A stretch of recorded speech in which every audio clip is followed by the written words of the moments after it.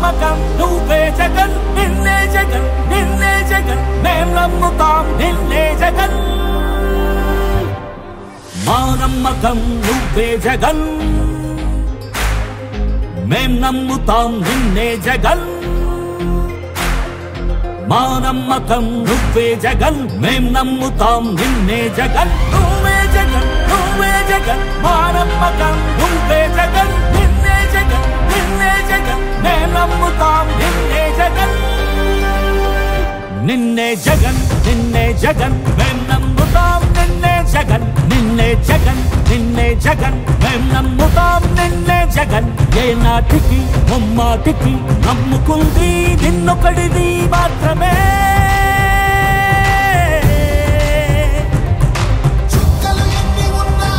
మా సూర్యునివి నువ్వే మా దిక్కున నిలబడి తలబడి కలబడి నిలిచిన నేతవు భ్రాతవు దూతవు సామి నువ్వు మా నమ్మకం నువ్వే జగన్ మేం నమ్ముతాం నిన్నే జగన్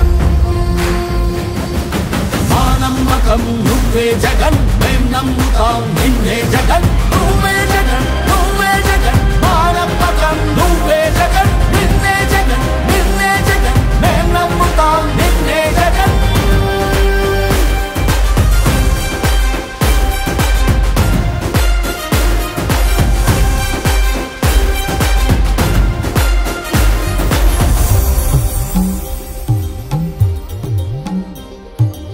తల్లడిల్లే ప్రతి తల్లి కన్నుల రెప్ప వెనుక పొంగే తపన నీదే జగన్ నీదే జగన్ చెట్టంత కొడుకు తల్లి తండ్రి కొరకు క్షమతో క్షమ కష్టమంత నీదే నీకు మాకు మధ్యలో దొంగ బ్రోకర్లు లేని పథకాలు తెచ్చే తొలి ముఖ్యమంత్రి నువ్వే జగన్ నువ్వే జగన్ నువ్వే జగన్ నువ్వే జగన్ నువ్వే జగన్ మా నమ్మకం నువ్వే జగన్ మేం నమ్ముతాం నిన్నే జగన్ మా నమ్మకం నువ్వే జగన్ మేం నమ్ముతాం నిన్నే జగన్ నువ్వే జగన్ నువ్వే జగన్ మా నమ్మకం నువ్వే జగన్ నిన్నే జగన్ నిన్నే జగన్ మేం నమ్ముతాం నిన్నే జగన్ మా నమ్మకం నువ్వే జగన్ మేం నమ్ముతాం నిన్నే జగన్ నువ్వే జగన్ నువ్వే జగన్ మా నమ్మకం నువ్వే జగన్ నిన్నే జగన్ నిన్నే జగన్ మేం నమ్ముతాం నిన్నే జగన్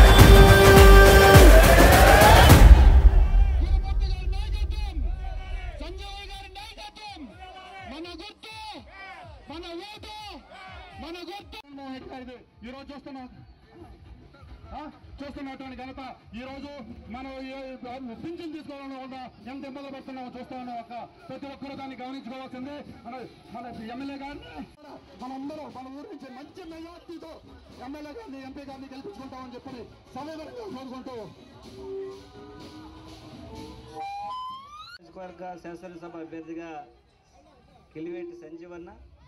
అలాగే తిరుపతి పార్లమెంటు నియోజకవర్గ అభ్యర్థిగా నేను ఆయన గౌరవ ముఖ్యమంత్రి వర్యులు వైఎస్ జగన్మోహన్ రెడ్డి ఆశీర్వదించి మీ ముందుకు పంపించారు. ఖచ్చితంగా జగన్మోహన్ రెడ్డి గారి యొక్క పరిపాలనని మీరు చూశారు. ముందు ఎలా ఉండింది, 2019 తర్వాత ఆయన ఏ విధంగా పరిపాలన చేస్తున్నారు. ప్రజల పక్షాన, పేదల పక్షాన, మన కుటుంబాల అభివృద్ధి కోసం, మన పిల్లల భవిష్యత్తు కోసం, అవ్వాతాతలు ఆనందంగా ఉండడం కోసం, అదేవిధంగా రైతులు వాళ్ళకి అన్ని రకాలుగా కరెంటు దగ్గర నుంచి, పురుగు మందుల దగ్గర నుంచి, విత్తనాల దగ్గర నుంచి అన్ని రకాలుగా ఆర్బీకే సెంటర్లు ఏర్పడడానికి సహాయకారిగా ఉన్నారు. అలాగే వరి ధాన్యాల యొక్క మద్దతు ధర కూడా ఈసారి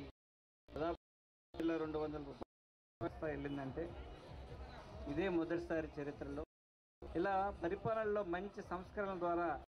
అందరికీ మేలు చేసే కార్యక్రమం చేశారు. ఖచ్చితంగా రాబోయే రోజుల్లో ఈ పథకాలను కొనసాగిస్తూ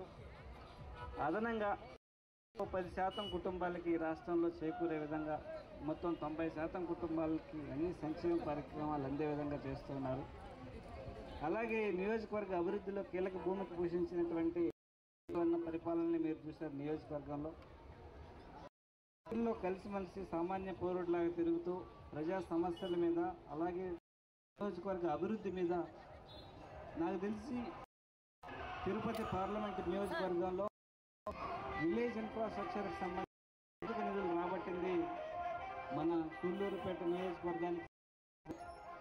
సంజీవన్న మాత్రమే. ఇలాంటి అభివృద్ధి మళ్ళీ కొనసాగాలంటే ఖచ్చితంగా ఆశీర్వదించాలి. అలాగే ఖచ్చితంగా మళ్ళీ జగనన్నే ముఖ్యమంత్రి కావాలి అంటే